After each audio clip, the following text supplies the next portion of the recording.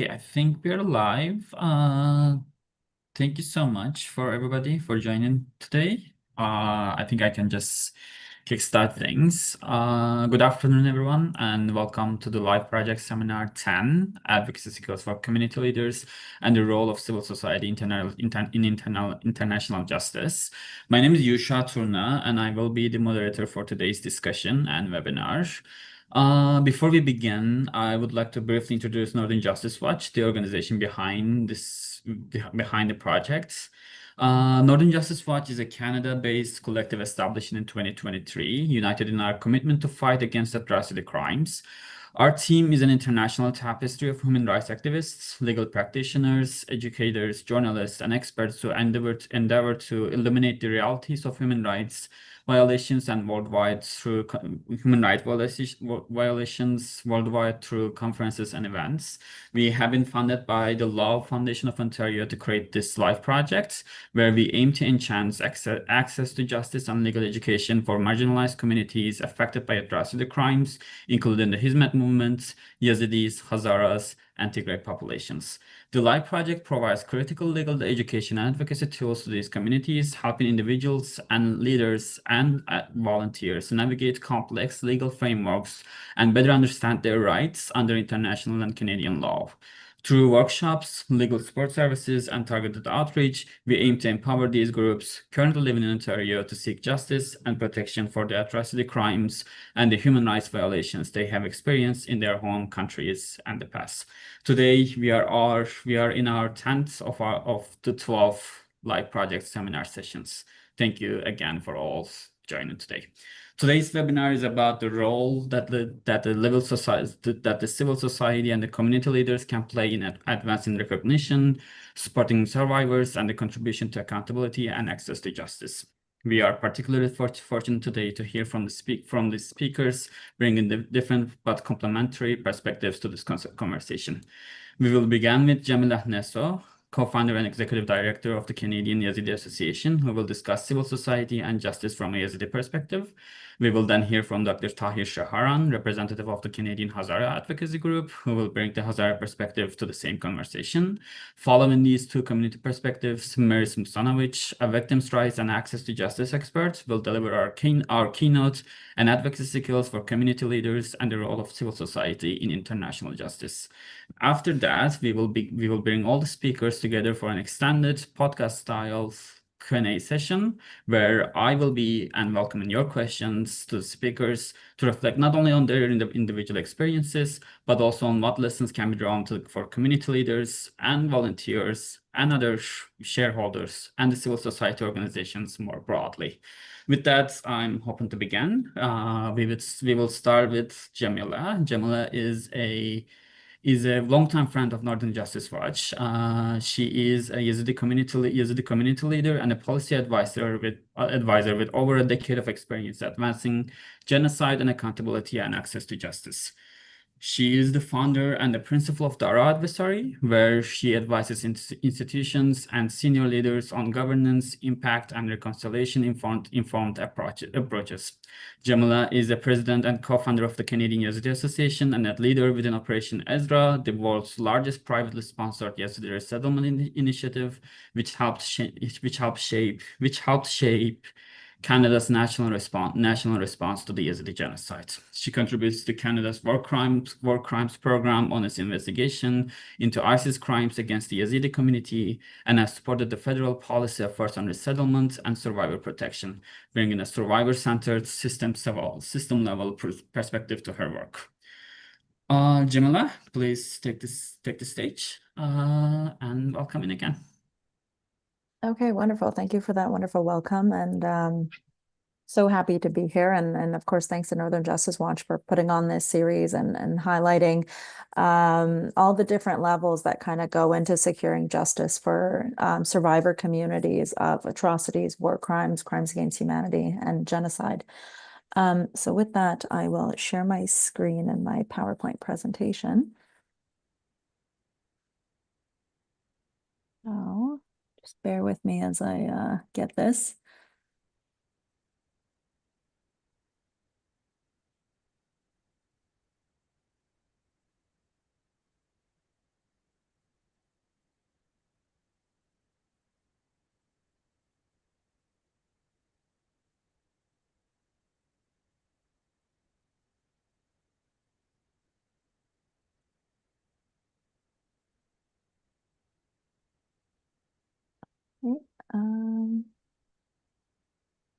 Is everyone able to see my screen here? Yes, Okay, I'll do that. And then it's the first slide, right? Sorry. it is, but we lost you though. Oh, okay. Well, I'm not sure what happened there. It's Um, just your camera is off. oh, Everything else is okay. perfect. Yes. Okay, so are we good to go? You can see the slideshow? Your video is off, but we can see the slideshow. Okay, okay, then I'll just get into it. Okay, all right. So Yeah. like I said, big thank you to Northern Justice Watch for this opportunity and looking forward to the other presenters as well later on. So today, August 15th, is actually the anniversary of Kocho, the village that became one of the most devastating symbols of the Yazidi genocide. On this day in 2014, ISIS separated men and boys from the women and children in the village, executing hundreds, abducting thousands. For many Yazidis, Kocho is the symbol, really, and the reminder of the lives lost, the families torn apart, and justice that remains unfinished. And I want to speak to you today with that in mind about what role civil society has played in advancing recognition, survivor support, and accountability, and what still remains today. International justice doesn't just start at the international level, it starts in community rooms. And in our case, in Winnipeg, Manitoba, here, built one relationship at a time. And that's really the thesis I want to walk through today in this presentation. So ISIS crimes met every legal element of genocide under the 1948 Convention, and their intent was explicit. They openly published their justification for targeting Yazidis, arguing that unlike other religious minorities, we could be enslaved and killed.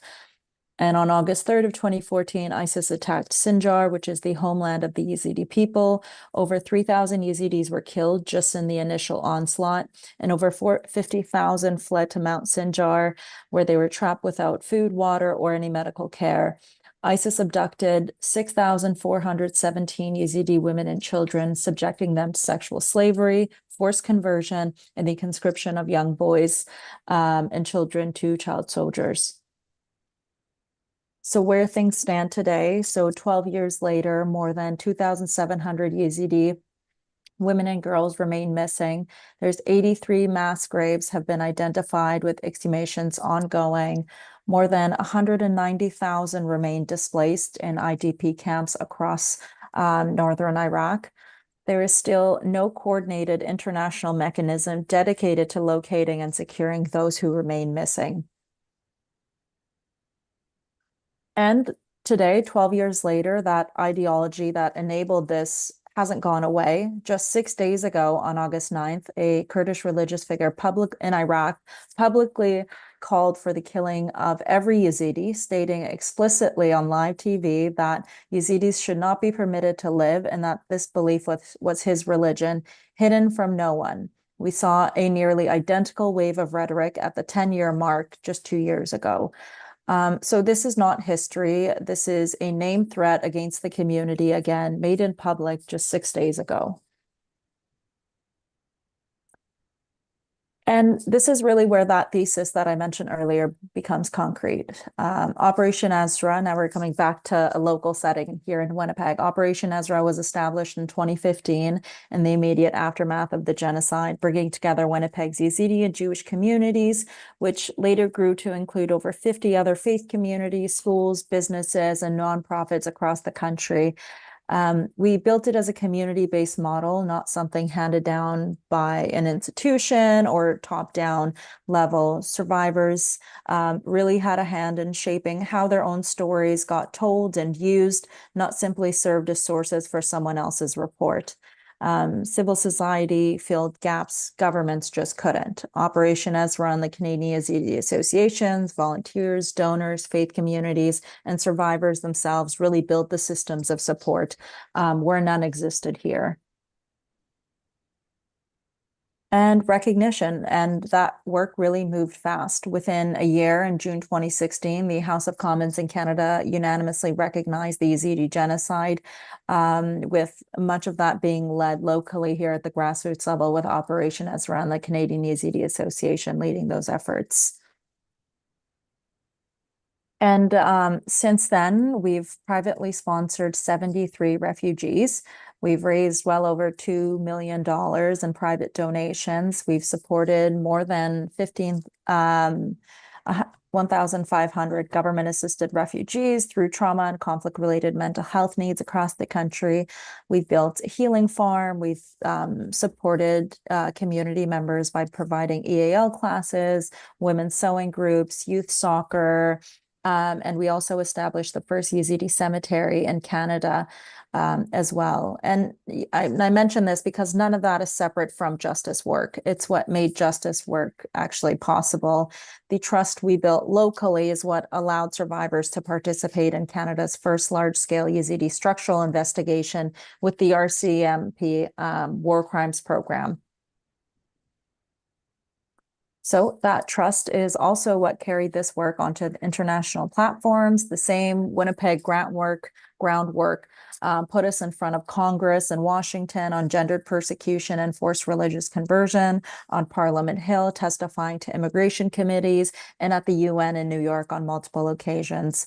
So none of it happened without that groundwork, because this work at every level is about making sure survivors' words, their own words, carry the furthest. So, and then alongside the advocacy, of course, there's memory keeping, because civil society's job isn't only to push institutions forward, it's to make sure survivors are never forgotten in the meantime. And most recently, we partnered with the Canadian Museum for Human Rights to bring the Nobody's Listening exhibition to Winnipeg in April of 2027. And exhibitions like this really keep survivor stories in the front line of the public between bigger international moments. And that's exactly what keeps the community trust and the documentation pipeline alive. So next, so really that same trust is what's finally moving family reunification forward. This is something that's been advocated and asked by from survivors since many of them first arrived here. So in 2023, we secured a federal commitment to reunify 400 principal applicants. And I'm happy to announce that this year, in the past few months, we've seen those families starting to arrive in Canada. That being said, roughly 3,000 families remain outside that policy, still waiting. But those arrivals now really prove the point that sustained community-rooted advocacy does sometimes convert into real outcomes for real people. So next, and a lot of that same foundation now feeds a community-based truth commission on the Yazidi genocide, convening this November in Germany. And this is more of an international commission now, and this is in part due to, and it's not Canadian led, it really exists because Yazidi organizations, international human rights groups, legal experts, and community leaders in Iraq, importantly, and across the diaspora, each contributed to documentation and pressure over the years. So it's a milestone built on community rooms just like ours. So what's worked and what still needs to change? So the lesson across all of this really is trust has to come before testimony, documentation has to be rigorous enough to hold up institutionally, and advocacy has to be sustained, not episodic. The reunifications we're finally seeing are proof of that. But that's needless to say that the scale hasn't shrunk. Thousands remain missing. Dozens of mass graves are still being processed.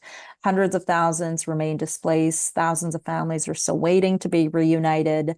And there's still no coordinated rescue mechanism. So accountability still must still be pursued for everyone individually responsible for these crimes, including specifically women who actively participated in ISIS's violence against the Yazidi community. And really, institutions still treat this as history rather than an active threat, even as a call for genocide was made public just 6 days ago. And of course, those numbers still stand. So civil society cannot replace governments, courts, or international institutions, but it can do something they can't do alone, which is organize, document, advocate, and refuse to let survivors stand alone. And every piece of that progress in the last 12 years, recognition, resettlement, reunification, this commission coming up happened because communities pushed until institutions had no choice but to follow. So 12 years after Cocho, the numbers I opened with still stand. 6,417 taken, over 22,700 still missing, 83 mass graves still being processed, over 190,000 still displaced, and roughly 3,000 families still waiting to be reunified. And that's just here in Winnipeg. So those numbers are the measure of what remains unfinished today. So I'll just start, I'll end this presentation with a challenge to all of you on this anniversary of Cocho's to not wait for the international level, but to act first, start in your own community room, build that relationship, the trust, the documentation one at a time.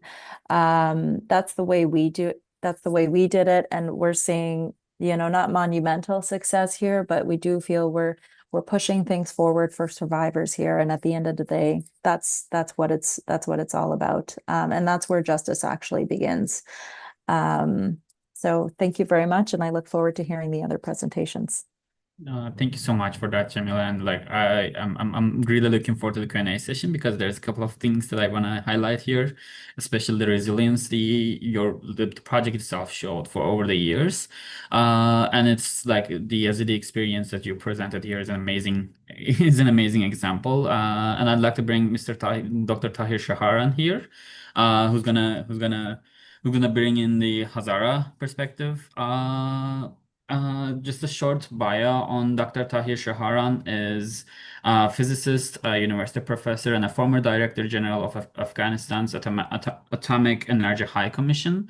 He has held academic and research positions in Afghanistan, the United Kingdom, Germany, France, and Canada. Alongside his academic career, Dr. Shaharan has been actively engaged in human rights, education, and advocacy for Afghanistan, particularly raising awareness about the situation facing Afghan women, Hazaras, and other persecuted communities, minorities, and civil society. Dr. Shaharan, please go ahead. Thank you very much, Yusha, for your nice and kind introduction, and hello to everyone. And I would like to thank Northern Justice Watch for this series of talk and discussion over the last few months. I've been following them, and it has been very useful. And it was great to see Jamila here online again. I think we met a few months ago back in Ottawa. We were at a panel.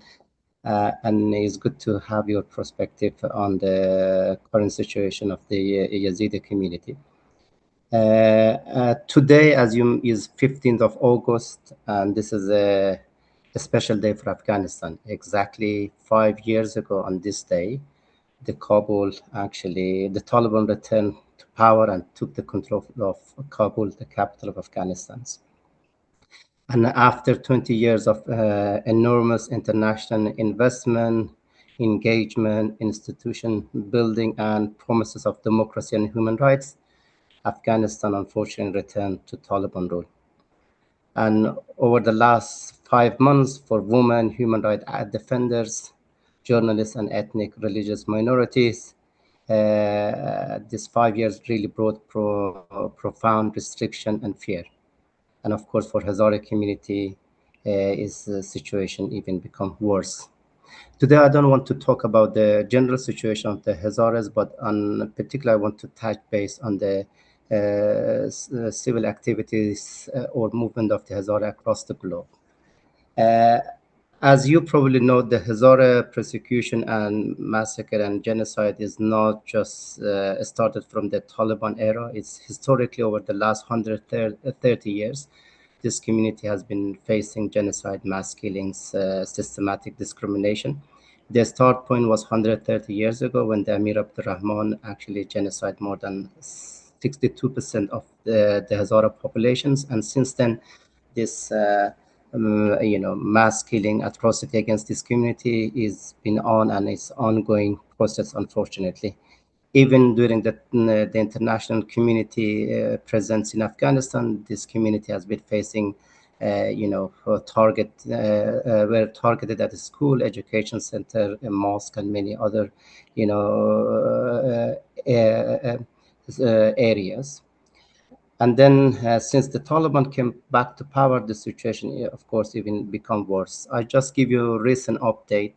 For example, recently, like few days ago, the Taliban Justice Minister ordered thousands of family of Hazaras to evacuate from the township area in western Kabul, where the majority of people are Hazaras, and then they bought land there and they built their houses. But now they were ordered to leave that area district within the capital. And then similar situation we have in Ghazni, in Mazar-e Sharif, and many other areas that they giving the same kind of order for the Hazara community to leave their properties and land, unfortunately. And this conflict is just ongoing on, and it's just not about just leaving their house. There has been restriction on their religious practice, as well as removing them from any level of the government. And for example, for now, we don't have any single judge in Afghanistan who belongs to the Hazara community. They were all removed from their jobs. And this is the current situation, more or less. But what actually is the civil society achieved over the last 20 years? Before 25 years ago, or before the first Taliban era, we didn't have that many Hazaras living in Western countries. The number very minor.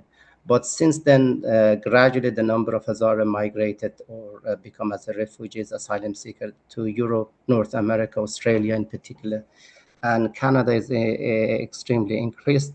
And as a result, this diaspora tried to establish, a network of advocacy, human rights groups, and umbrella to advocate for the right of the Hazaras. Despite that, they actually established many organizations to advocate for Hazaras across the globe, especially in Europe and North America. Some of these organizations didn't last that long and then disappears after several years. And I think this is one of the weaknesses for the Hazara civil society, which honestly we have to acknowledge, because most of this established organization and umbrella actually didn't actually last that long, and after a few years of massive activity kind of disappears. But nevertheless, collectively they accomplished something enormously important. They really internationalized the Hazara question and issue. That's one of the achievements they had. No matter where they were, in Germany, in UK, they tried to actually build this network and communicate with the parliament, local parliaments, with the politicians, with the human rights organization, and they just try to submit the evidence documents. And then they actually was the motor for awareness in the West, to kind of, they should know about what is going on in Hazara back in Afghanistan, and what kind of atrocity they are actually facing. And basically they mobilized communities in different countries, and they created greater solidarity among Hazaras across national borders, which this is very a good achievement. A few of this achievement, it doesn't actually just was belong to the Hazara diaspora. Even within the Afghanistan, the civil society has been very active even before the Taliban, and they actually organized many massive demonstrations across the country. I think the two biggest demonstrations in the history of Afghanistan organized by the Hazara civil society in Afghanistan, in particular, one of them called Enlightenment Movement, which millions of people, they believe in capital, they gather, and then they demand for justice for Hazaras, and then equal rights. And one of the other, kind of mobilization which globally happened, it happened on after 30 of September 2022, when the Taliban and group affiliated to Taliban or ISS, they attacked, the education center called Kaj in Kabul, and dozens of Hazara girls were killed in that incident. As a result, the Hazara community globally mobilized. No matter where they were, they actually organized demonstration and so on, and then they tried to, write a petition. They outreach to their, local politician and so on. And I think as a result of that one, we had more than nearly 2 million, just hashtag on Stop Hazara genocide at the X, which was, shows a kind of mobilization for the Hazaras. These were some of the examples that the civil society kind of tried to do. But what is actually happening as Jamila just mentioned, luckily for the Yazidi community, at least the recognition is there. But for the Hazara community, we still doesn't have an official recognition of the ongoing genocide against Hazara. Although there has, through this advocacy, there have been many studies. For example, the UK parliamentary group put the inquiry on Hazaras. Similar thing was on the U.S. International Bar Association did similar kind of study on Afghanistan. Then through the testimony and lobby and advocacy in Canada, we encouraged the Canadian government, the subcommittee on the human rights, to do a study, independent study on Hazaras, which they, for example, recommend 25th of September to be a national day for Hazara in Canada, to commemorate their, mass atrocity and then what the atrocity they're facing right now. This has been some of the example, as for example, also because of this, some other organization like in Australia, some of the local council recognized the genocide of the Hazaras. In UK, also some of the local council actually did recognize the genocide of the Hazaras, but still we have a long way to go for the recognition of the genocides. But one thing I think it's important to mention, because of the political dynamic in Afghanistan, is that one of the challenges we having there, a lot of groups, they don't recognize within Afghanistan what is going on against the Hazaras genocide, and then they don't acknowledge the atrocity they are facing. But usually many Afghan community we know is really suffer, but then the Hazara persecution should never be denied the suffering of, we don't deny the suffering others, but at the same time we want to recognize this one that is very different. The Hazara community targeted because of their ethnicity and religions, as is not just directly the similar as like saying, oh, in Afghanistan there is a war. This is a lot of advocate is trying to kind of mask their atrocity against Hazara and saying, oh, there is a war in Afghanistan, everyone is suffering, and then this is a consequence of the civil conflict in Afghanistan, and it's not a particular problem for the Hazaras. And I think this is one of the challenges we are facing right now, which we need to overcome. And then that's one thing is we have to mention that this is a big challenge for the Hazaras.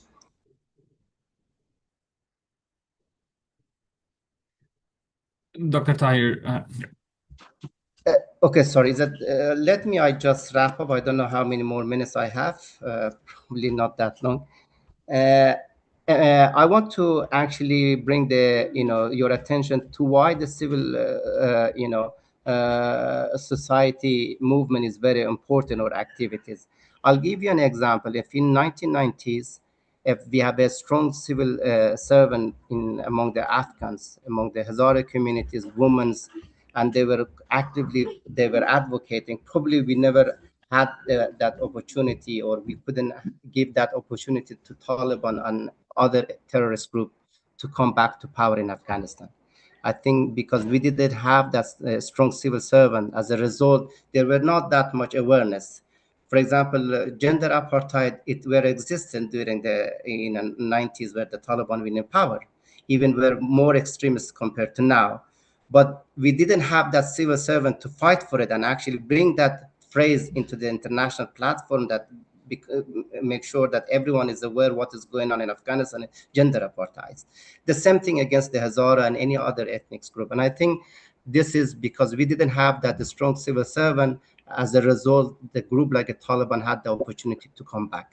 And this is why it's so important to have this civil servant and activists to be, works together, be active all the time, and make sure they, no matter if they don't have, they see the great achievement, that they don't see the fast achievement, but they have to keep be active, and then they have to keep lobbying. And I think this is very important.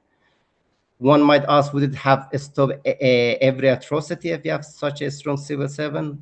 We don't know, but one thing is very is we know that if we have such a civil servant and society, probably we have a could actually advocate at the international level better, and we could make accountable all these people. Even when it comes to the negotiation with Taliban, the US wouldn't be able to negotiate in a way they did it, because then they have to be accountable, because the civil servant give kind of awareness of about that.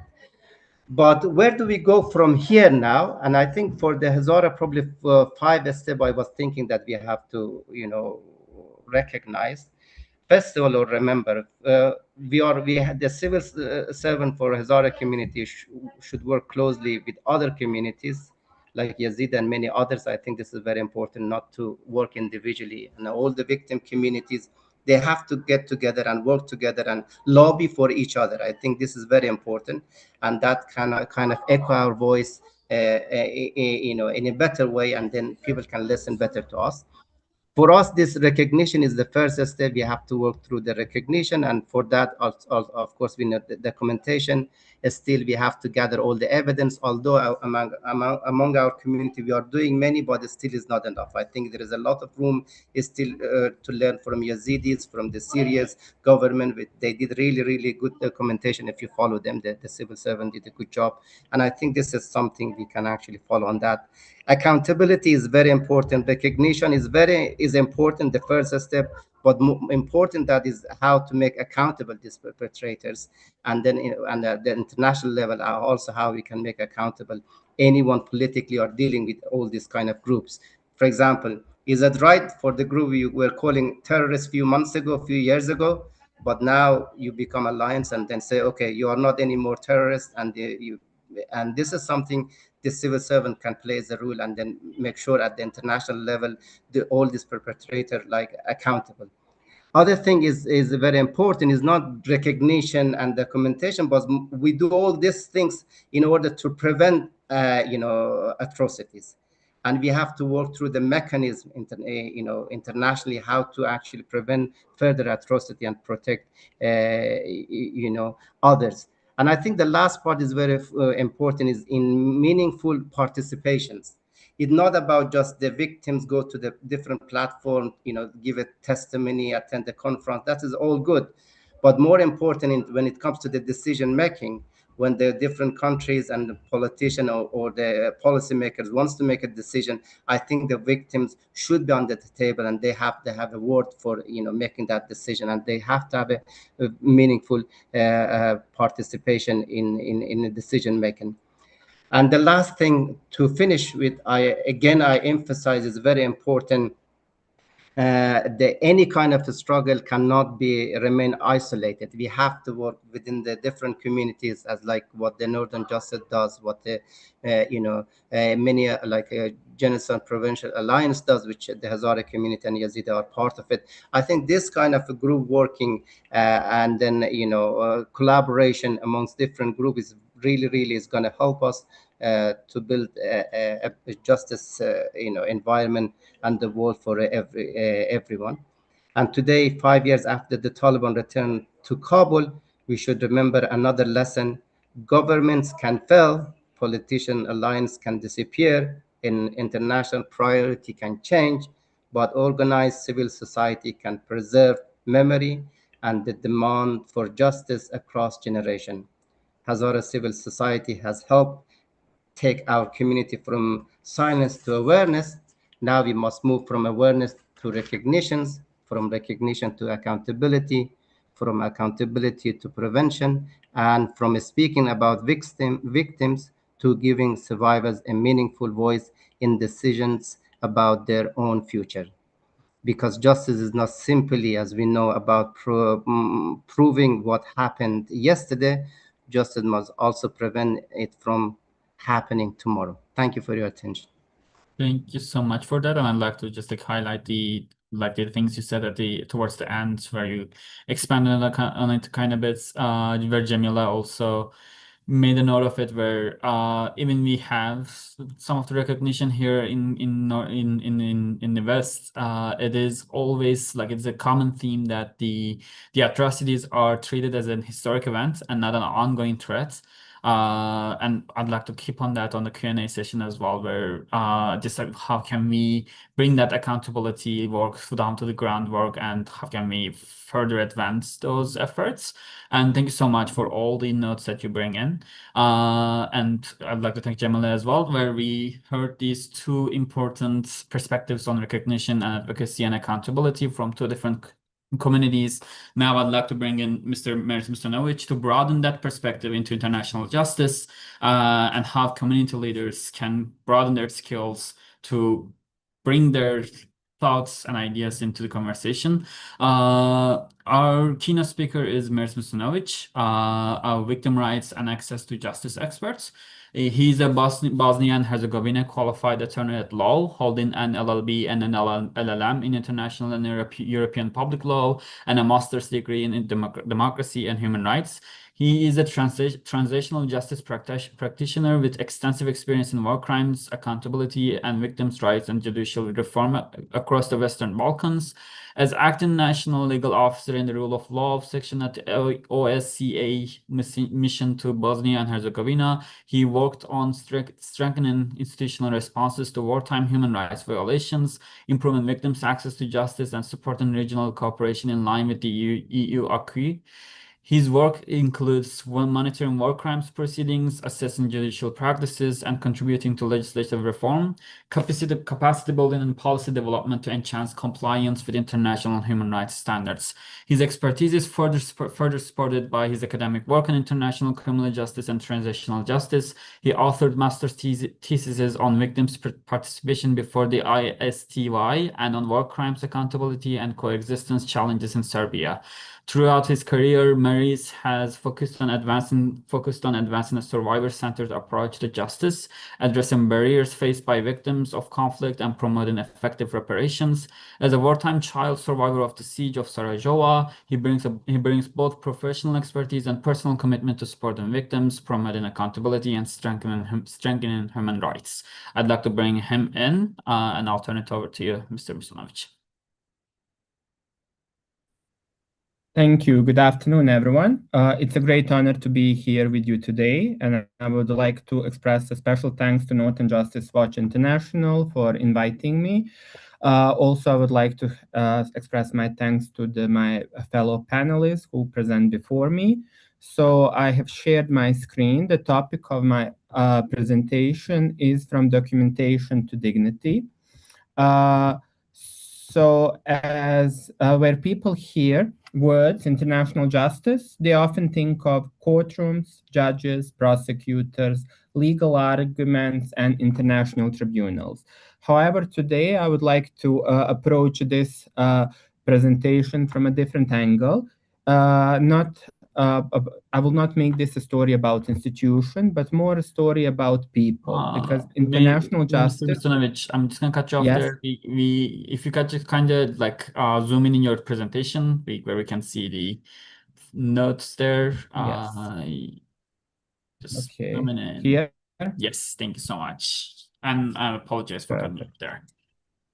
No, thank you. So, because international justice, it ultimately begins with people and ends with people. Before introducing myself as a lawyer, I would also like to introduce myself as someone who is a child war survivor. I was born in Sarajevo and raised there during the siege of the city. Like thousands of children growing in the wartime Sarajevo, I experienced conflict before I understood politics, international law, or accountability. I remember fear. I remember uncertainty. I remember that ordinary things like going to school, playing outside with friends, or visiting relatives were no longer ordinary. So as a child, I did not understood what constitute a war crime. I only understood that innocent people were dying and suffering. So the breakup of the former Yugoslavia to understand what was happening in my country, Bosnia and Herzegovina, it helps to step a little bit back and take into consideration the wider region. The country I was born into was named the Socialist Federal Republic of Yugoslavia. That was situated in the Balkan Peninsula in southern Eastern Europe, and it was made up of 6 republics: Slovenia, Croatia, Bosnia and Herzegovina, Serbia, Montenegro, and North Macedonia, together with autonomous province Kosovo. By the late 80s, the system that held the federation together was unraveling. Communism was collapsing all around across Eastern Europe. Nationalist movements were gaining strength in several republics. At the federal institutions that had once mediated between the republics were losing their authority and power. Slovenia was the first country to declare the independence. That happened in June 1991.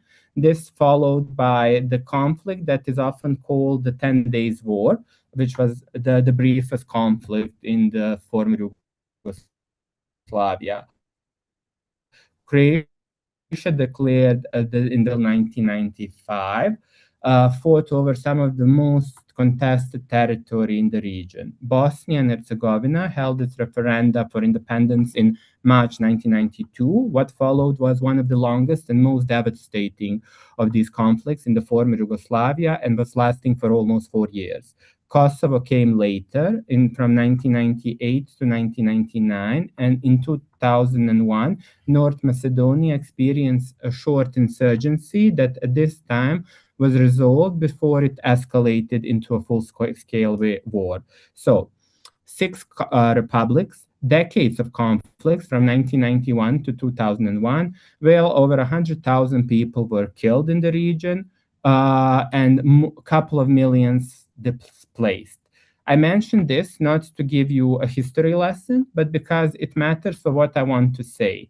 The story about that I'm telling you, it's not an isolated one. It is one story among many from a region where an entire generation of children anything else. It's worth remembering what Sarajevo was before the war. In 1984, it hosted the Winter Olympic Games, a city presented to the world as a symbol of coexistence where Bosnian, Serbs, and Croats have lived, worked, intermarried, and raised children together for generations. Neighbors did not think of each other primarily in ethnic terms at that time. That is part of what makes the years that follow so difficult to explain to anyone who was not there. The violence that happened, it was politically led, and it required propaganda, fear, and in many cases, direct orders to turn neighbors against each other. Understanding this matters enormously, not only for the work of the transitional justice, because it shapes the questions courts and historians ultimately have to answer, not simply who pulled the trigger, but also who planned, who ordered, and who could have stopped it and decided not to do so. So let me narrow it back to war in Bosnia and Herzegovina. From 1992 to 1995, in the screen you can see some of these figures, and let me narrow it even further, because the numbers of the screen are not abstractions to me. They are actually framed around my childhood. So the siege of, and I will narrow it even more to the siege of Sarajevo. The siege of Sarajevo began on the 5th of April, 1992, and it did not end until 29th of February, 1996. So nearly 4 years, making it the longest siege of a capital city in the history of a modern warfare. For most of the time, cities survived without electricity, running water, heating, or any food supply. People melted snow to drink as a water. People burned furniture, later books, for warmth. Children played in stairwells because the streets were not safe. An estimated 11,000 people were killed during the siege of itself, among them more than 1,500 children. then there is also Srebrenica. In July 1995, in the town that United Nations has designated as a safe area, a place where people had gathered precisely because they believed international protection would keep them alive, more than 8,000 Bosnian men and boys were separated from their family and killed for over a course of several days. It took years of examination, forensic identification, courtroom testimony before the world could say this with large certainty what happened to them. In 2001, the International Criminal Tribunal for the former Yugoslavia, it became the first court that ruled that genocide has occurred in Srebrenica. In 2007, the International Court of Justice reached the same conclusion. I raise this not simply to present figures, but because the legal reaction mattered enormously to survivors and their families who have spent years searching for the remains of their loved ones. A number on a screen becomes a name, a grave, a date that we now mark in Bosnia. Srebrenica has been declared United Nations safe area a year before, protected on paper by a battalion of Dutch soldiers. When Bosnian Serb forces advanced on the enclave in July 1995, that protection did not hold up. Thousands of men and boys who believed that UN flag would keep them safe were separated from their families at the very gate of the peacekeepers' compound. The failure has shaped how an international community thinks about the limits of peacekeeping mandate ever since. What followed took decades. Bodies have often been moved in multiple mass grave sites in attempts to hide the crimes, which meant remains of a single person could be scattered across several locations, sometimes kilometers apart. Forensic teams working with DNA identification through International Commission on Missing Peoples spent years, in some cases are still working today to give a family back a name to bury. Every 11th of July, newly identified victims are laid to rest in Potocari Memorial Center just outside Srebrenica. Some families have waited over 2 decades for this day. So, looking back today, I realized that this experience has also shaped every major professional decision I have made. It inspired me in my personal life to study law. It inspired me and ultimately it brought me to work along survivors of war crimes and civil society organizations. I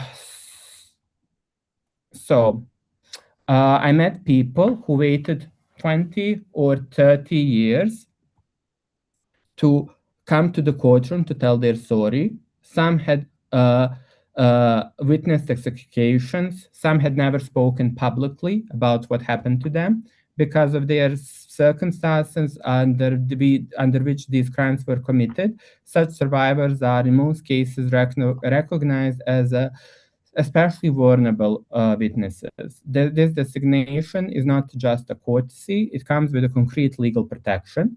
At the International Criminal Tribunal for the former Yugoslavia and in domestic war crime chambers, witnesses in these categories of crimes could request measures such as testimony under pseudonym, voice distortion or through courtroom feed, or giving evidence in closed session away from the public and the media. Many were also entitled to have a support person in the courtroom, someone simply to sit beside them while they spoke about the worst day of their life. These measures exist because the law recognizes something civil society had learned in the field. The survivor, for example, of sexual violence or witnesses of massacres cannot be expected to testify under same condition as someone who is giving, for example, evidence about a stolen car. The category on this screen, mass killing, sexual violence, torture, forced expulsion, the destruction of homes, are just not headings in the indictment. Each one describes a different kind of harm, and each one requires a different kind of care from the people asking that survivor to speak. There is also something the legal category do not really capture. Many survivors did not testify once, they testified multiple times. Once, perhaps, before the tribunal in the ICTY in The Hague, once in the domestic tribunals, either in Sarajevo or Belgrade, and sometimes in repeated cases against different defendants. Each appearance means reopening the same wounds. Civil society organizations were often the ones tracking which survivor had already testified, in which case, how many times, and pushing prosecutors, calling the same witnesses over and over unless it was genuinely necessary. Over the years, I worked to help investigators and prosecutors in trauma-informed interviewing, how to ask questions about the work experiences of someone's life without re-traumatizing them during the process. That is not naturally taught in law school. It had to be learned deliberately, often with the support of psychologists working alongside with lawyers. That is where civil society organization, like the organization that I was working for years, Humanitarian Law Center from Belgrade, Serbia, did some of their most important, however, at the same time, the least visible work, preparing survivors for their testimony, tracking their testimony across cases, and pushing courts to treat them as more than just a repeatable source of evidence. So, why documentation matters? For those that you may not know, the organization that previously mentioned, Humanitarian Law Center, that was established in Belgrade, Serbia, it was established in 1992 while the wars in the former Yugoslavia were ongoing. Think about this for a moment. Not after the conflict, during the conflict, in the epicenter where all of these attacks and atrocities were being planned and orchestrated. At that time, when many atrocities were still unfolding and when nobody knew whether justice would be ever possible, the organization made an extraordinary decision. Instead of waiting for peace, it started documenting crimes as they were happening. So, researchers, they traveled during the conflict across Croatia, Bosnia and Herzegovina, Kosovo, and Serbia. They interviewed survivors, they collected evidence, they recorded their statements, they collected military documents, military orders, preserved photographs, videos, documented missing people, and they archived evidence in their premises. Why? Because justice begins before a long time before a courtroom opens. Evidence over time may disappear, witnesses die, buildings may be rebuilt, documents can be destroyed, memories fade, and when memories fade, denial often takes place. The founder of Humanitarian Law Center, Ms. Natasha Kandic, understood something profoundly important. If we fail to preserve the truth today, justice tomorrow may become impossible. And this is the lesson that stayed with me ever since. So I will also make a connection with what's happening in Ukraine today, because this is the conflict that we are currently having in the European continent. And when I observe what's happening today in Ukraine, I see the same lessons unfolding once again that we learned in the case of the former Yugoslavia. While the conflict is still ongoing, Ukrainian civil society. Sorry? Go ahead. Okay, sorry. Ukrainian civil society organizations like journalists, lawyers, investigators, and ordinary citizens are documenting war crimes. They understand something fundamental. Trials may take years, perhaps decades, but evidence cannot wait. With the development of the new technology and the mobile phones that can capture photographs and video, now everyone can capture and provide evidence. Every testimony, every satellite image, every missing person, every photography, every video recorded on a mobile phone, these are not only symbols of suffering, they are future evidence. They are future accountability, and they are future history. So civil society cannot replace prosecutors, but civil society can protect the truth until justice is ready to receive it. One sentence that you can see on the screen has also was very important for my work at the Hungarian survivor who testified in a war crime trial in Belgrade in Serbia, who lost all of her family during the war. And she said, a witness must first be taught how to breathe. It is terrifying to enter the courtroom, to see the judges, the prosecutor, the defense lawyers, and the accused, the people who caused you the greatest harm. You must learn to control your emotions in order to testify successfully. And for me, I have always thought that this sentence explains victims' rights better than any legal definition that we can find in a textbook. Behind every witness statement is a trauma. Behind every piece of evidence is a human being. Behind every court file is someone's entire life. So this is precisely why civil society matters for these types of people. Before joining the Humanitarian Law Center, I was working also in different fields of transitional justice. And like many young lawyers, I believe the justice was primarily about criminal prosecution. And then I started working directly with survivors. Everything changed once I started working with them. I worked on policy recommendations to improve the position of victims and witnesses in the criminal proceedings. And findings that I made were not only legal rights, but also important information about protection and practical support to the victims before, during, and after testimony. So, what survivors told us and what we could learn from survivors and through their experience with criminal justice. So, the first thing I've heard again and again was that testifying meant reliving events many had carried silently for 20 or 30 years.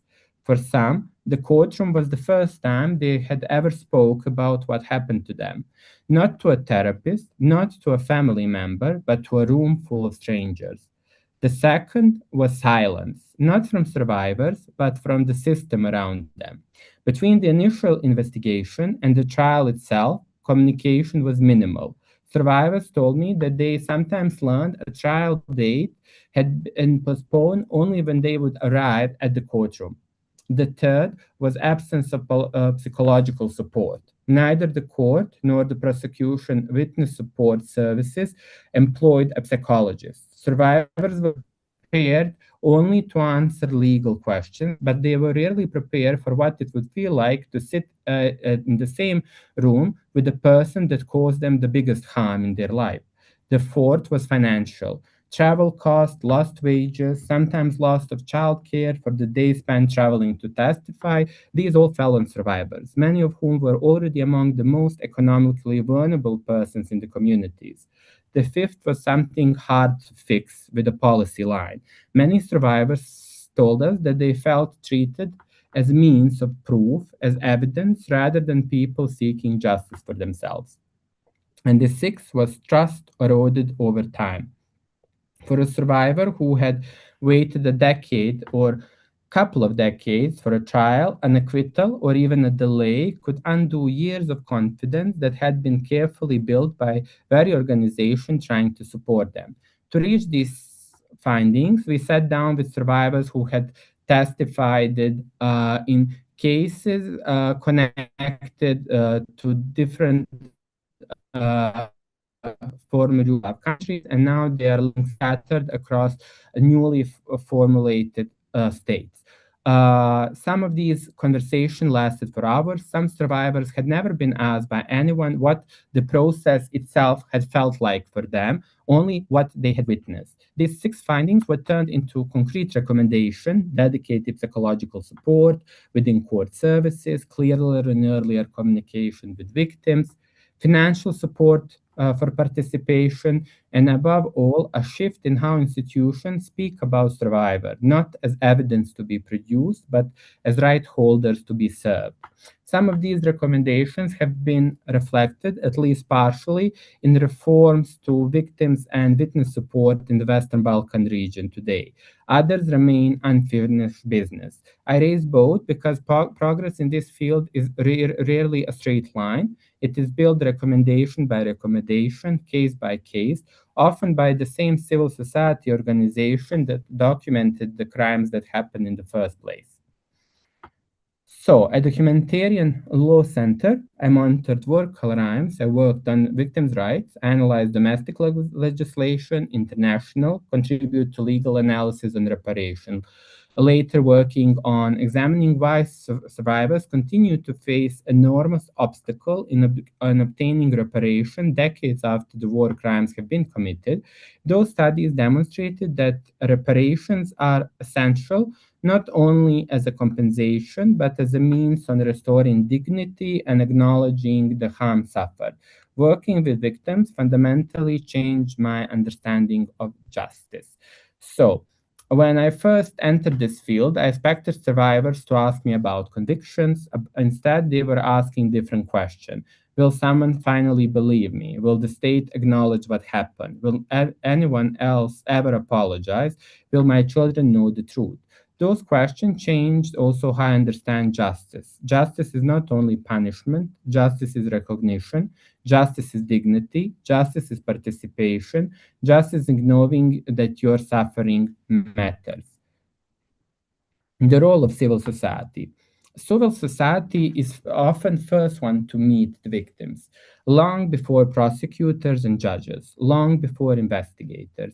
Civil society listens, civil society builds trust, civil society documents, civil society explains legal and complicated procedures. Civil society prepare witnesses, it provides psychological support, advocates for reparation, and it challenges denialism. Most importantly, civil society reminds institutions that victims are not merely witnesses, they are rights holders. One of the most important lessons that a survivor is that survivors rarely separate legal justice from human dignity. For many, being treated respectfully by investigator, prosecutor, a judge, receiving clear information about the proceedings, or simply being listened to with empathy can be just important as the final judgment. So, reparation, it's more about the money. One area of my work focused on reparations. Many people assume reparations are about financial compensation. They are not. Money can never repair and replace a murdered family member. Money cannot erase torture. Money cannot restore lost years. The real purpose of reparation is recognition. It is society acknowledging that harm occurred. It is state accepting responsibility. It is restoring dignity to people whose dignity was deliberately taken away. Reparation tells victims what happened to you matters. The recognition is often important as the compensation itself. So, through my career, I have worked in academia, civil society, international organizations, rule.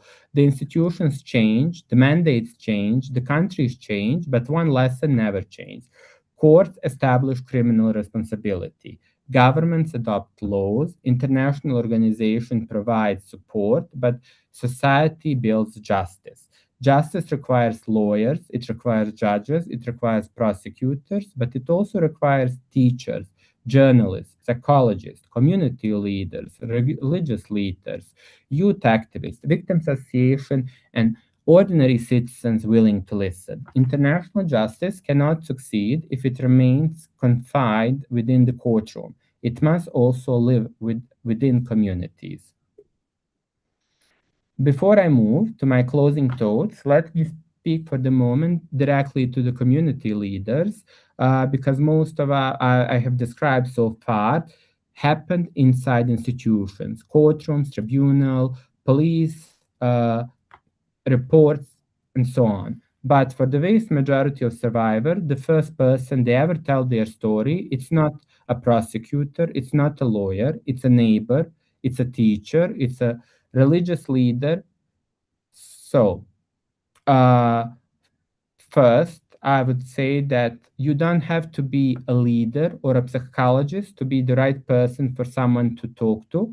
Uh, as a community leader, it's enough to be willing to listen and without needing to understand the story or to make a conclusion if the story that you are listening has any meaning.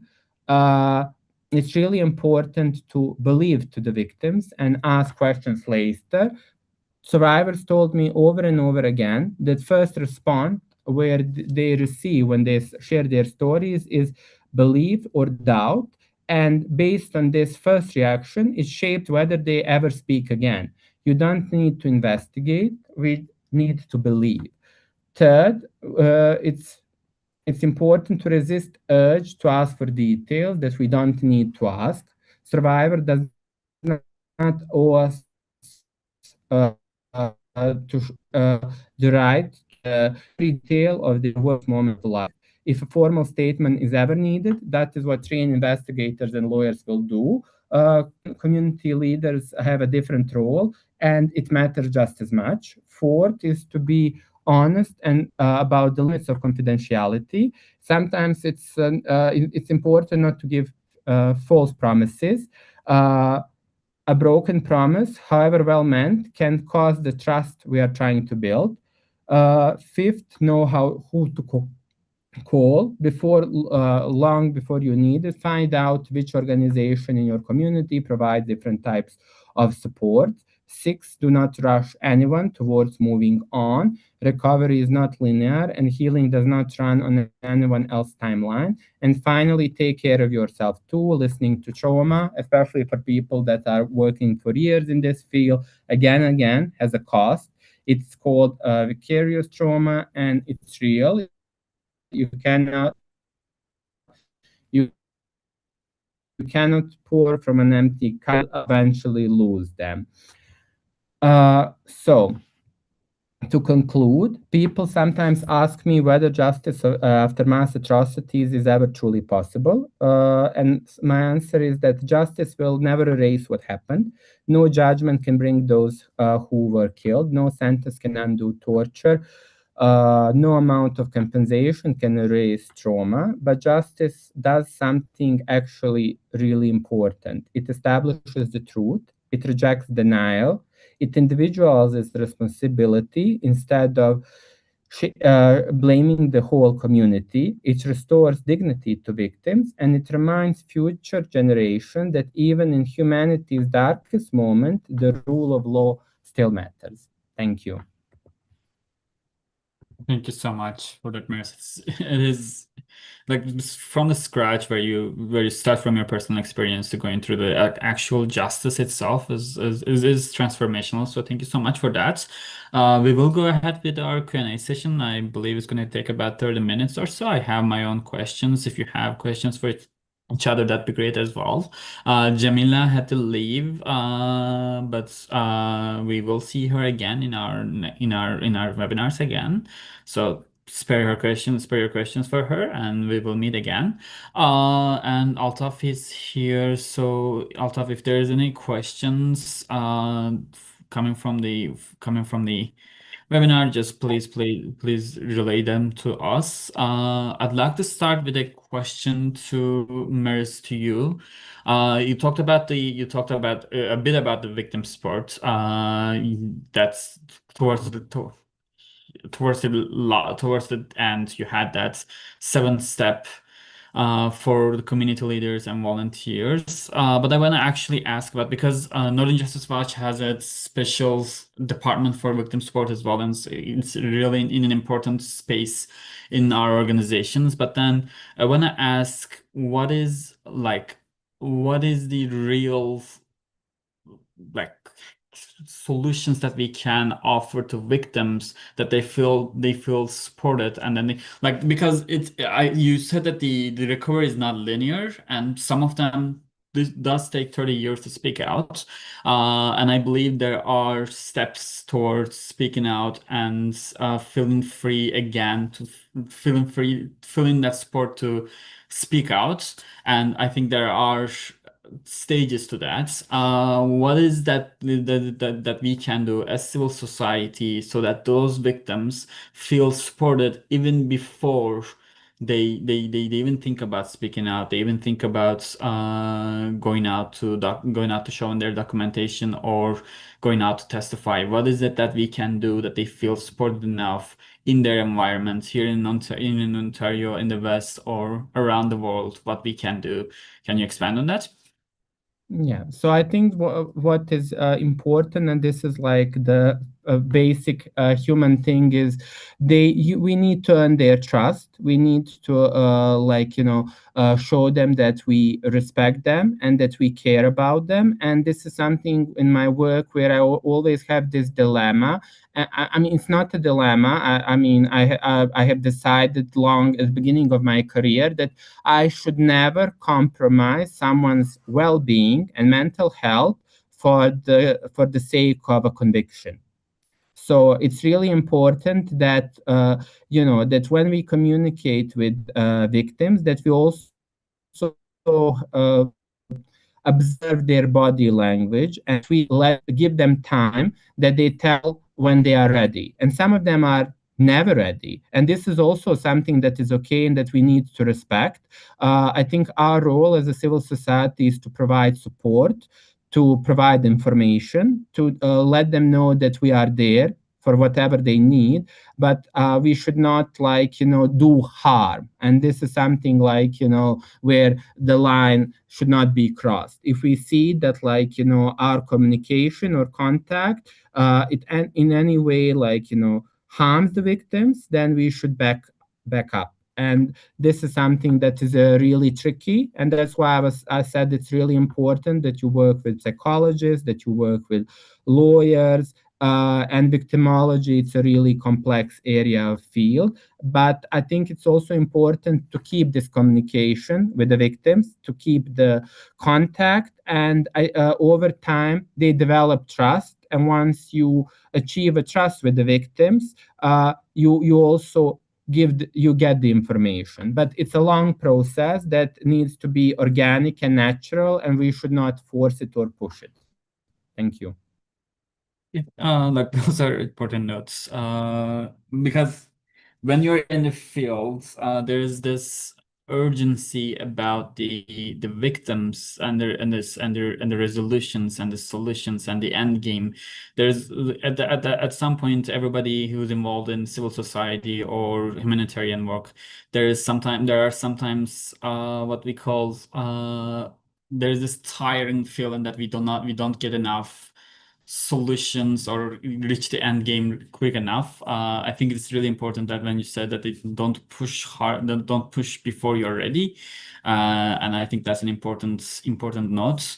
I also want to ask, based on your work with the victims and witnesses, and you've shared a couple of quotes with us before, witnesses of war crimes. What does survivors and victims need from justice beyond criminal convictions and court judgments? What we can do in our everyday work, in everyday life, or beyond that, that we can provide them, that they feel the needs, or you have feel the needs in your work. I think that the most important thing that they need, especially when it comes about the criminal system, how they treat them, they want respect. What is over and over repeated by the war crime victims that participated in the criminal proceedings is that they felt used.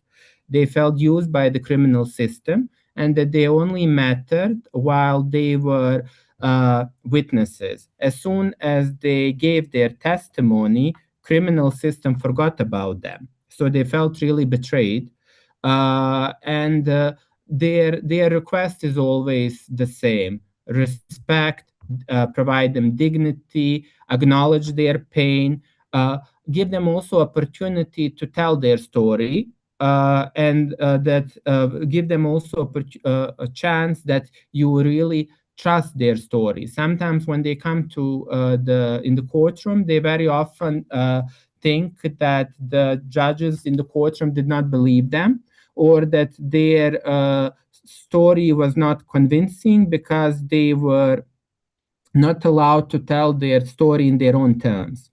So these are all of the problems that victims faced, but I think this requires a lot of work with prosecutors and judges, and that's why it's important to provide to the lawyers this like psychological note as well, besides the legal education, and that's something what civil society can do a lot. And in the former Yugoslavian countries, like all of these capacity building like work with judges and prosecutor has actually been done through civil societies organizations, and it really made a big improvement of how criminal system has treated victims.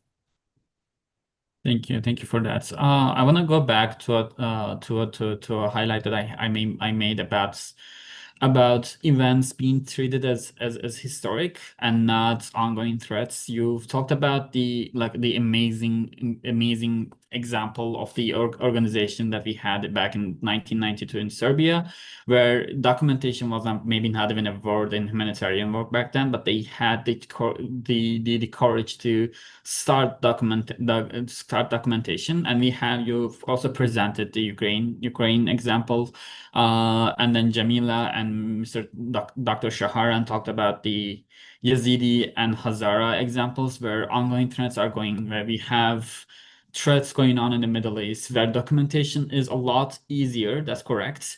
But then the results, the failures, the shortcomings of documentation, where we have the documentation, we have it in front of our eyes, where the shortcomings of the international justice or our legislative or our civil society is still same. Dr. Shaharan, please feel free to respond this to that as well as Mr. Misanovic. What we can do as civil societies, as volunteers in the West, like we are talking about the audience here, and I'm sure that there are people from everywhere from the world, but right now we are talking to an audience of the Western world, where we are kilometers, like hundreds of kilometers, thousands of kilometers away from the conflicts, where we still see the documentation in front of our eyes and social media on other platforms, where sometimes we feel helpless to work with that documentation, to work with the victims, and feel involved. What can we do to further advance and use that documentation to give the recognition of what's going on, and how can we help with the ongoing threats? So what can we do with that documentation? What is still left to do, and how can we advance that? Please feel free to respond as well, Dr. Shaharan or Mr. Mustanovic. Go ahead. Okay, so yeah, I mean, during the 90s, it's important to say that Humanitarian Law Center was the first. And, that's really important, that you are first at something and that you have a vision what you are doing. So the founder of the Humanitarian Law Center, Nataša Kandić, had a very simple vision. She said, the conflict is happening right now. I will collect evidence for the future criminal prosecution. So she made a team of experienced investigators and lawyers that train other documenting experts in connecting and conducting these interviews, collecting evidence, collecting statements, and also went into this advocacy campaign that helped a lot in establishing International Criminal Tribunal in the 1993, based on the witness statements of the women from Bosnia and Herzegovina that were raped. So what is the difference today? I think that today we have a lot of organizations that are not working coherently. They don't have the same methodology, and sometimes they don't have a vision. So they document, but they don't have a vision for what purpose they are documenting. We are exposed to this modern technology where now everyone can present live and present a shooting or whatever. And this also brings an oversaturation with people, because we are bombarded with too many informations. And now everyone can be some sort of an investigator or documenting things. There is also a problem with security and protection, because the documentation today, where you are publishing online photos or videos of someone exposes victim's identity, and it can prevent them in participating in criminal proceedings. There is also duplication of evidence, duplication of the statement, retraumatization, and so there are a lot of these issues. And I think that something that we need to say, that challenge today is not a lack of documentation, it's fragmentation, problem of verification, duplication, and the lack of clear bridge from documentation to remedy.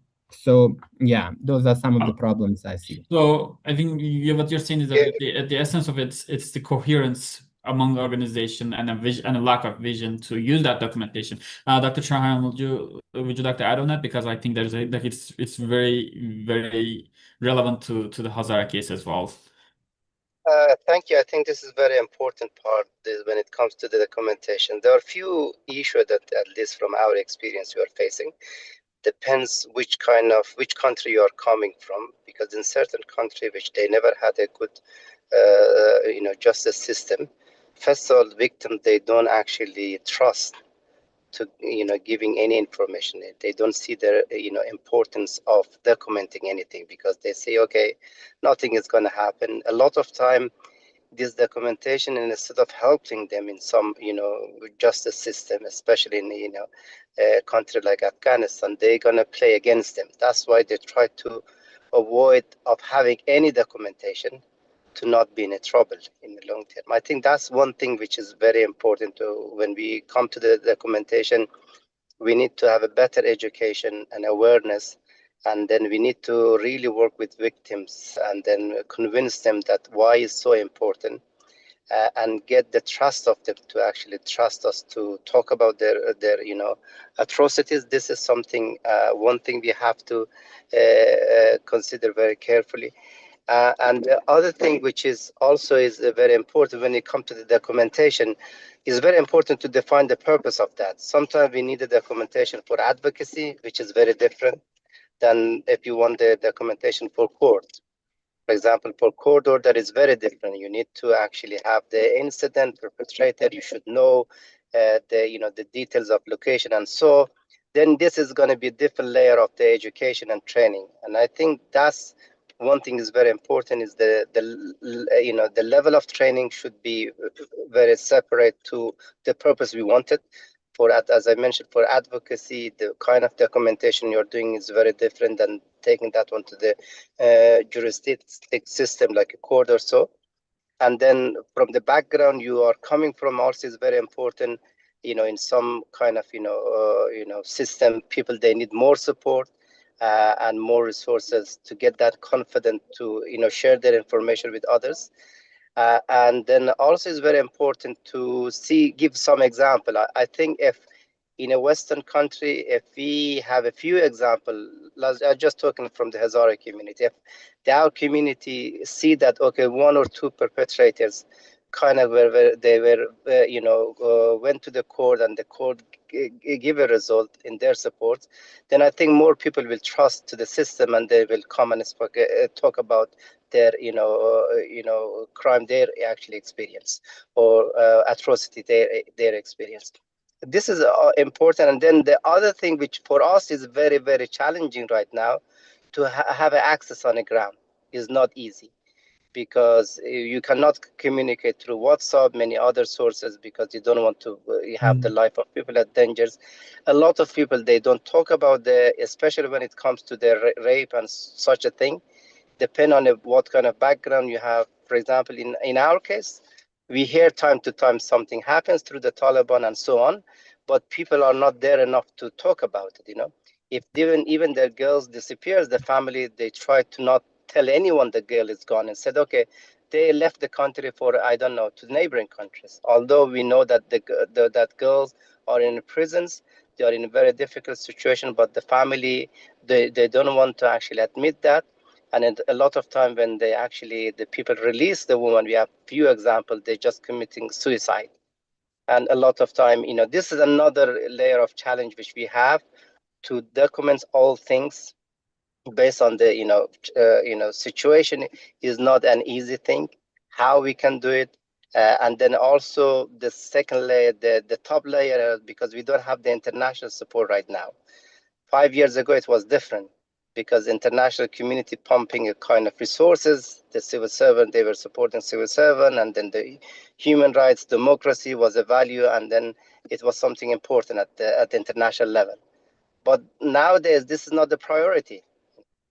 And I think we are at this stage is a very difficult stage right now, because whatever system we build in the West, unfortunately, with the current policy, everything because under questions, and a lot of communities, governments, peoples who were really trusting on social justice and then international law and regulation, human rights, they are questioning: is that human rights is universal, or is just interest of the particular group and countries? And I think we are in very, very different time compared to 10 years ago, 5 years ago. And I think we need to redefine many things which we took it as a ground in the past, because in the past, at least, we didn't need to prove to the people that whatever we have in the Western as international law and regulation and justice is kind of universal to some extent. But now we are in a different situation. And I think this is some of the aspect which probably we need to think about it, and then to see as a civil servant, as activist, as a politician, human rights activist, as supporter of human rights, we have to think how we can overcome and how we can reestablish the trust, which kind of is getting masked with the current political situation at the international level. Thank you for that. And there's a couple of important notes there. But I wanna, because we've spoke about it before, I wanna highlight the last part that you mentioned, the change in the international order. And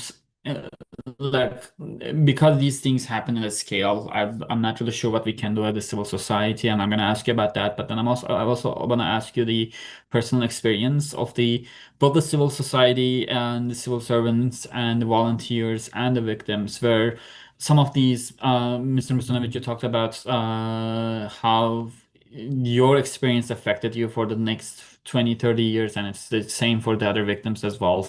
But also for the Hazara community, where the atrocities happen, like the main atrocities still happens, but the main atrocities happened 10 years ago. The Ukrainian war started 5 years ago.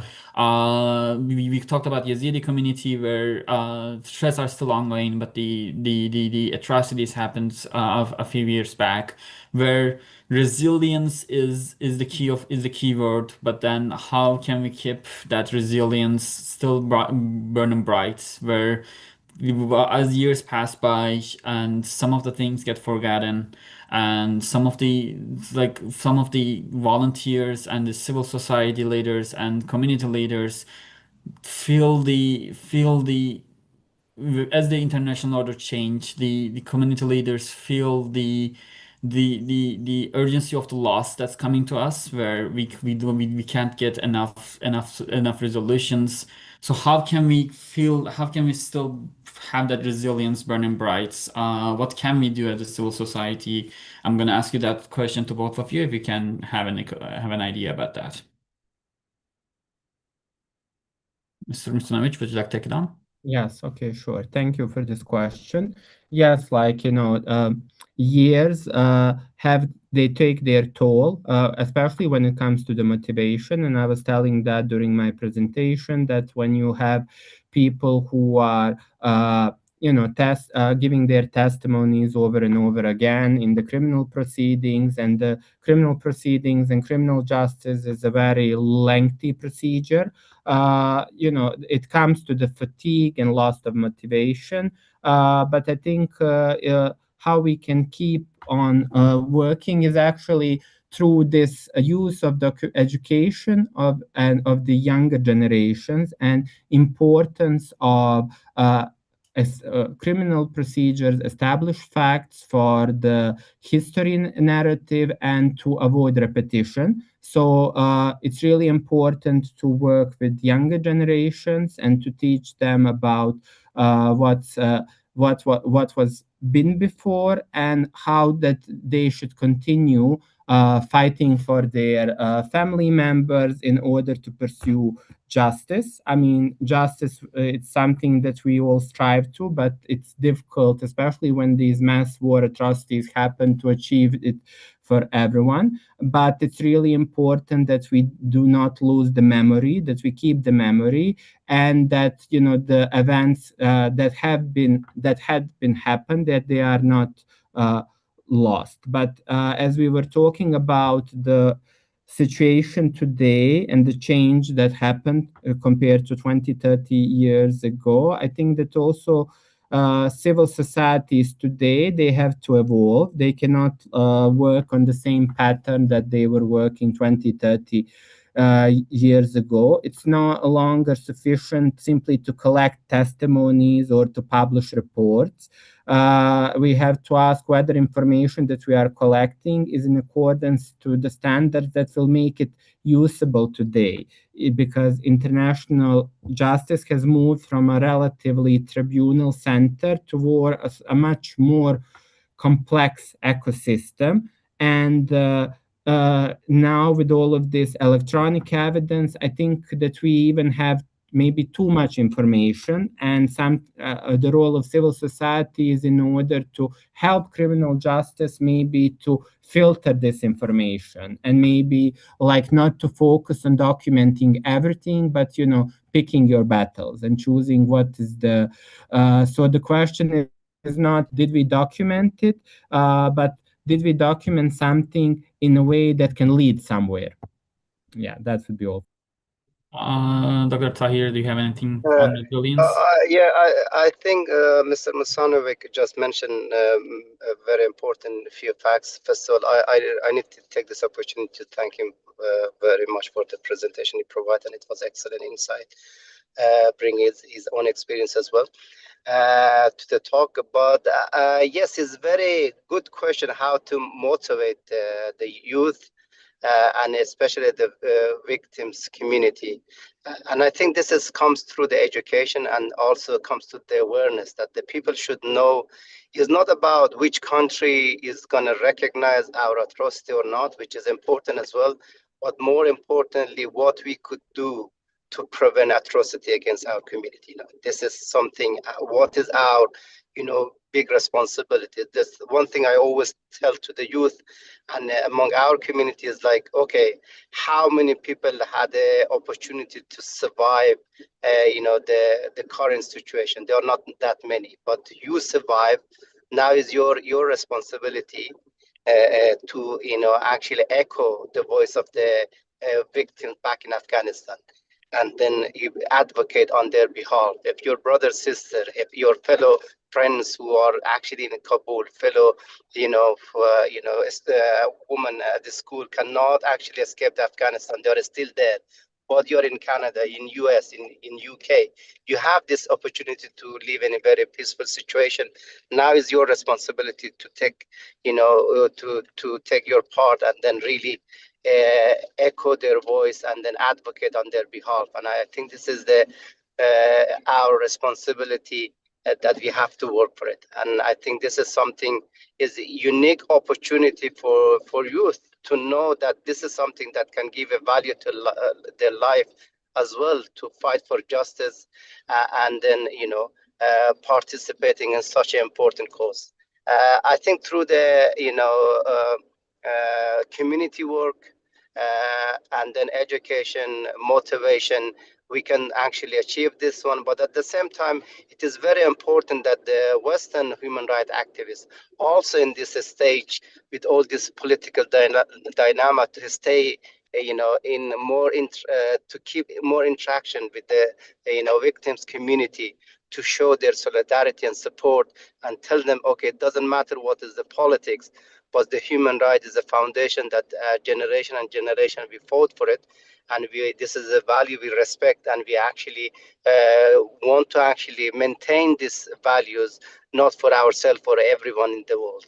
And I think that kind of message actually motivate many young, especially among the victim communities to not be silent and then be more active and engage within the community and taking positive role and participating in a process that could lead to the justice. As we know, justice is a process. For process, it means something that takes time. It might take 1 or 2 generations to achieve something, but it's not something that we can actually just give up, and we have to work hard to achieve it. Thank you for that. Thank you. Well, if you don't have any other questions from the audience, Altaf, I'm gonna ask one final question. I don't want to take much more of your time.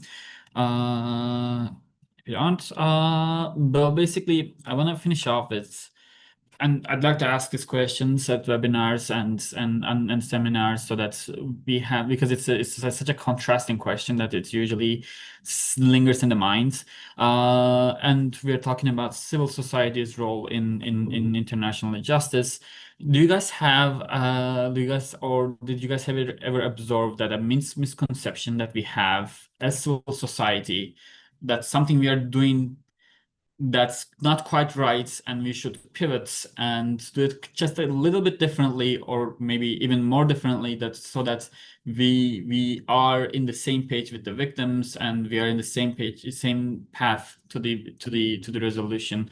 What is that misconception of, if you have observed any, that we are doing and we should be doing something a bit differently? Please feel free to respond.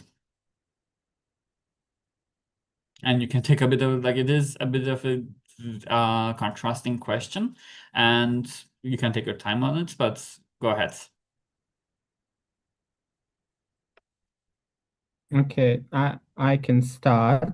So for me, as I said, the role of civil society is not simply to support international justice, it's also to shape it, question it, and keeps it connected to the people in whose names justice is being pursued. I mean, there are many misconceptions about civil societies, sometimes about motivation, especially when you are working in a war environment. There is also a question about objectivity of the civil society organizations, like under which agenda they are working, questioning about the funding, and things like that.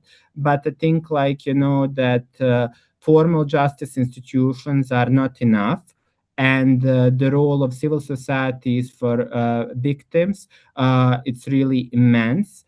And It's really important that criminal system and civil societies organization, they work hand in hand in order to speed up the criminal proceedings and achieve this justice that we are aiming maybe sooner or faster. So I think that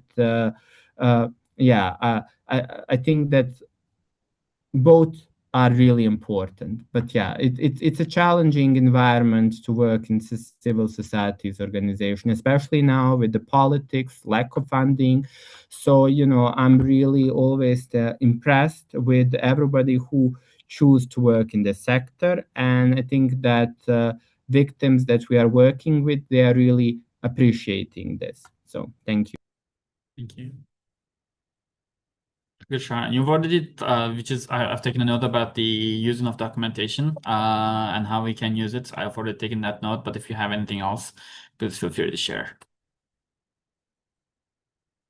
No, not really. I think everything is just mentioned. One thing I think is very important, if we could have a forum among the civil societies to do just brainstorming with the current challenges which we are facing right now, it would be great. Because as I mentioned, the traditional way of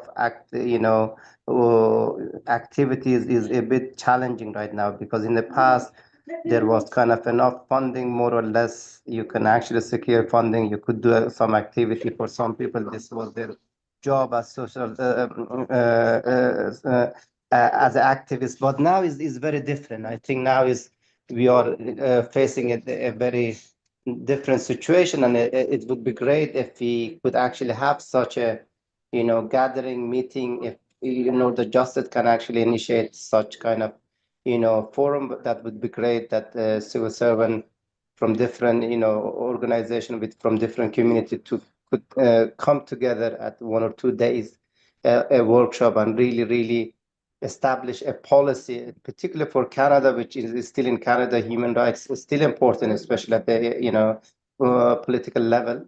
And if the civil society in Canada would have a more robust draft, would present it to the government or the decision maker, that would be great. And I think if Northern Justice would initiate that kind of event for the future, I think that is going to be benefit for everyone.